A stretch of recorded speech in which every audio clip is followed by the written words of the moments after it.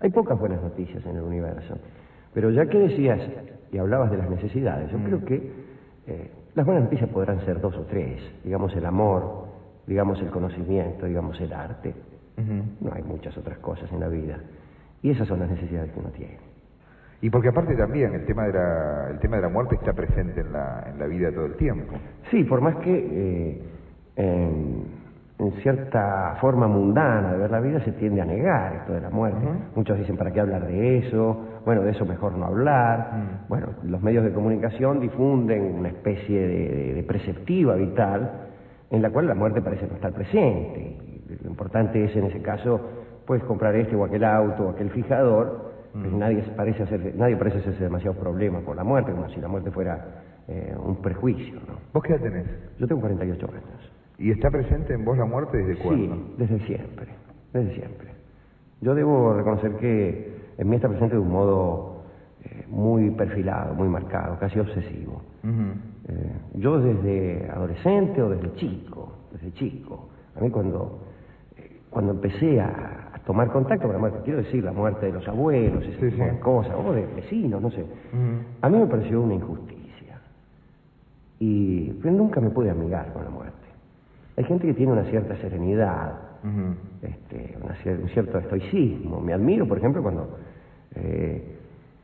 leyendo historia uno se encuentra con aquellos romanos, digo, porque la palabra estoicismo me sugirió esto, que con tanta serenidad iban hacia la muerte, incluso se daban muerte ellos mismos. Recordemos las bañeras de agua caliente y el cortarse las venas, decidían terminar con la vida. A mí van a tener que llevarme a la muerte con la ayuda de la fuerza pública. Ahora, sería terrible también, y bueno, que fue Borges el que lo escribió eso, ¿no? Vivir siempre. Sí, claro. Pero esto ya entra en el terreno de la paradoja, ¿no?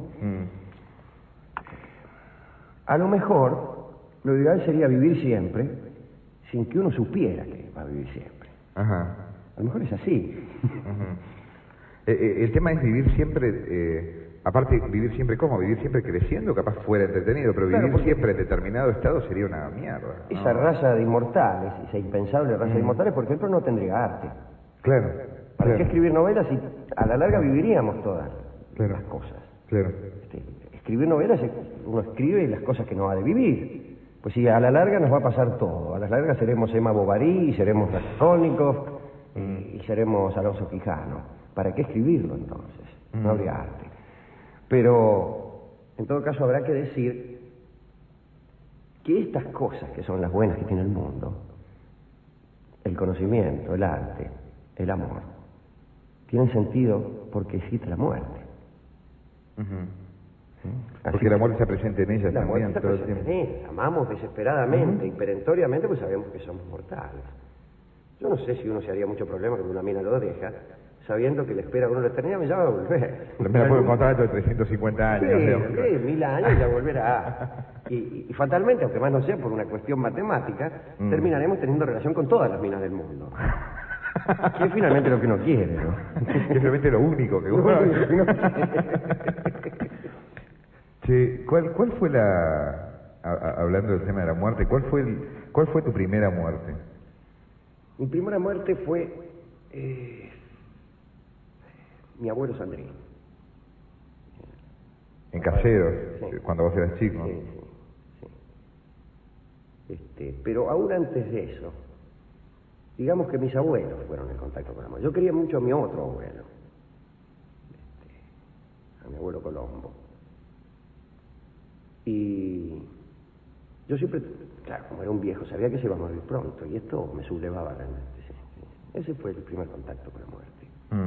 Siempre queda a veces alrededor de la muerte el tema de la culpa, digamos. Bueno, ¿qué es lo que no le pude decir? Nada nos hubiera costado ser mejores con el que se ha muerto. Esto es lo que uno siente inmediatamente. Cuando veo a papá, que ya murió siendo un hombre grande, yo sentí esa sensación. Eso que nos llevamos bien con el viejo, ¿no? Pero pensé, me hubiera costado tan poco hacerlo más feliz a este hombre.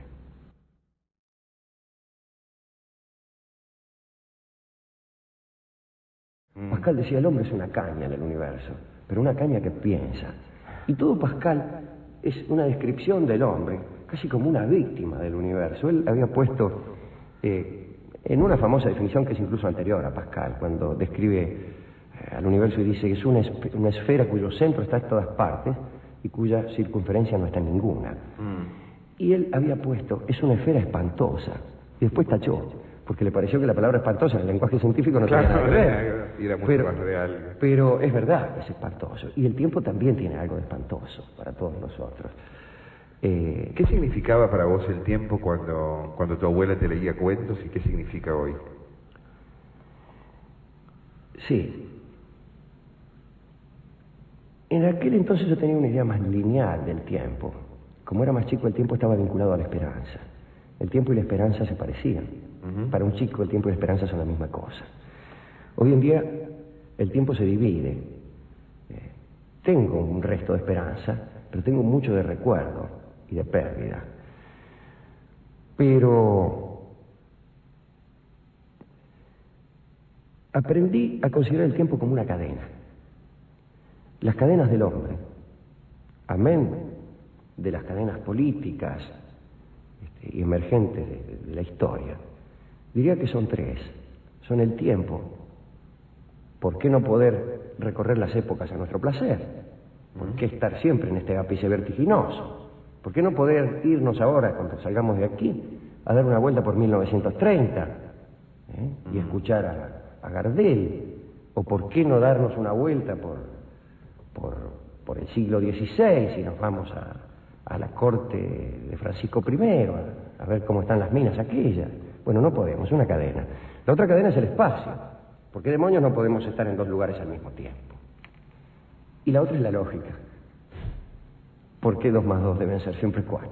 Una lógica espantosa hubiera escrito. Hubiera escrito a alguien. Y hoy considero el tiempo realmente como una cosa, como una cadena. Y la entropía nos atenaza más, porque sabemos que el tiempo va para un lado solo. Va para un lado solo. Y nunca sucede que los trozos de un jarrón se junten. Siempre sucede que un jarrón estalla en pedazos y se desparrama. Quiere decir que el tiempo va para un lado solo. Sí. Es una cadena, ¿no? Dolina, ¿qué dentro de 20 o 30 años, qué dirán de Dolina en los bares de Flores o en los bares del centro? Espero que no digan que ha muerto. Hasta de 40, 50. No sé. No lo sé. No tengo yo ese... al menos no lo tengo de un modo tan obsesivo. Desde luego, a todos nos gustaría pensar que dentro de 50 años van a decir, ¿se acuerdan de aquel prócer que fue la nata, que revolucionó la radio y la literatura y el periodismo? Pero mejor es así. Una gran equivocación. A mí también me gustaría que me recordaran como un buen tipo, como un artista más o menos aceptable, un tipo que cantaba bien, etcétera. Ahora te voy a contestar mejor la pregunta. Pero quiero decir que no tengo esa obsesión de esa sombra de inmortalidad que es la posteridad. Unamuno decía, eso es sombra de inmortalidad y yo quiero inmortalidad de bulto. Quiero estar yo ahí, no quiero persistir en mis obras. Pero de todos modos uno siempre fantasea la idea de asistir uno al propio velorio, vamos. Se nos ha ocurrido, pero muchísimas noches. Claro. Como la del hombre invisible. Pero claro, a mí me gustaría que me recordaran como un tipo que ha amado mucho. Pero te estoy hablando en serio, ¿no? Me gustaría sí que recordaran algunas de las cosas que yo he hecho en radio, las cosas que yo he escrito, sí también me gustaría. Pero me gustaría que recordaran que cantaba bien.